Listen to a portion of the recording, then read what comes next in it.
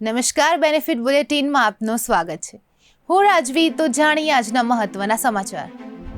બાલાજી વેફર્સે પહેલીવાર 7% stack 2500 કરોડમાં general એટલાન્ટિકને વેચવાનો કરાર કર્યો. કંપનીનું વેલ્યુએશન 35,000 કરોડ, વાર્ષિક આવક 6,500 કરોડ. સ્ટેક સેલ પછી બાલાજી વેફર્સ ભવિષ્યમાં આઈપીઓ તરફ વધી શકે છે.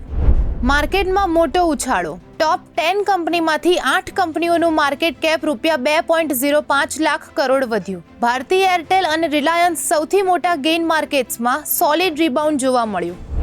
આરબીઆઈનો નવો નિર્ણય. એક્સપોર્ટ ક્રેડિટનો સમય 270 થી વધારી 450 દિવસ કરાયો અને એસેટ ક્લાસિફિકેશનમાં છૂટછાટ લાગુ. આ નિર્ણયથી કેમિકલ, પ્લાસ્ટિક, રબર, ટેક્સટાઇલ અને ફૂટવેર સહિતના સેક્ટરને લાભ મળશે.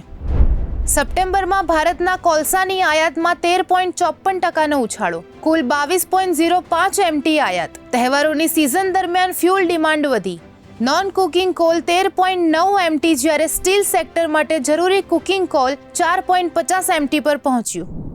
તો આવા જ મહત્વના સમાચારો જાણવા માટે જોડાયેલા રહો બેનિફિટ ન્યૂઝ સાથે.